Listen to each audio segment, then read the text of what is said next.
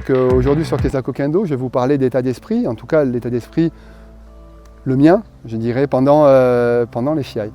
Donc c'est vrai que c'est quand même très personnel un Shiai. Un Shiai c'est une compétition, c'est le moment où on met en pratique, où on teste tout ce qu'on a appris à l'entraînement, tout ce qu'on a appris au dojo.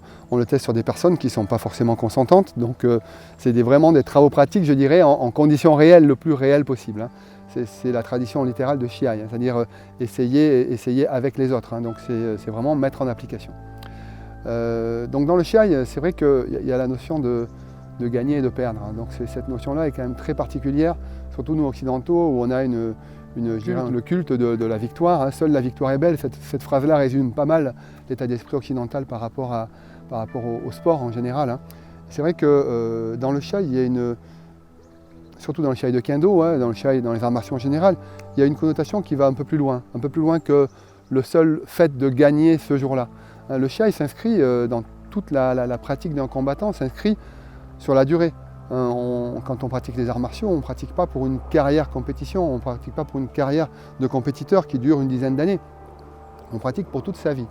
Et donc ce qu'on apprend en Shiai, ce jour-là, va nous servir à progresser par la suite dans les autres Shiai, mais aussi dans sa pratique de Kendo au quotidien, et qui sait peut-être que ce Shiai-là qu'on a fait à 28 ans, 6 mois et 3 jours, va nous servir quand on aura 80 ans sur un sujet particulier, et va nous faire progresser à ce moment-là de notre pratique. Donc c'est vraiment quelque chose qu'il faut inscrire au sein même de toute sa pratique des arts martiaux qui s'inscrit sur toute la vie. Donc si on raisonne comme ça, tout de suite le Shiai prend une dimension différente. Donc on a vraiment cette dimension de gagner et de perdre qui est peut-être un petit peu moins marquée. Et se dire, voilà, ce qu'on va gagner, on va gagner en expérience, on va gagner en capacité à gérer des situations nouvelles. Et on va gagner en capacité à appliquer ce qu'on a appris à l'entraînement.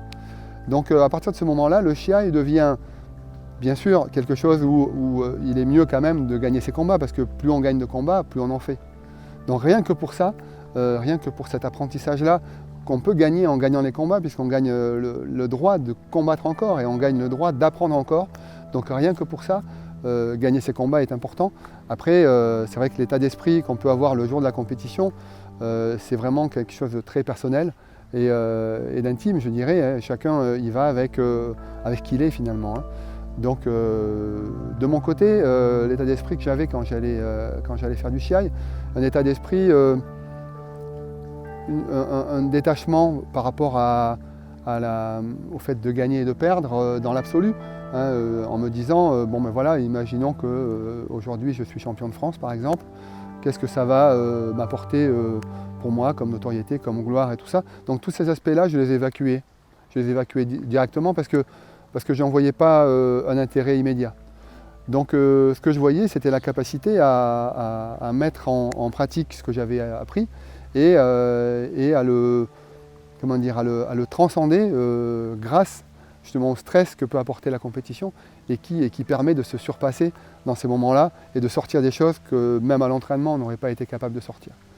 Donc ça, si j'arrive à faire ça en Shiai, en termes de technique et en termes de concentration, si j'arrive à me mettre dans des états de concentration et des états de lucidité, je dirais, qui sont extraordinaires dans le sens où sont supérieurs, différents et plus complets, plus profonds que ceux qu'on peut ressentir à l'entraînement, à ce moment-là, je m'étais dit que cette journée de Shiai était vraiment une journée réussie.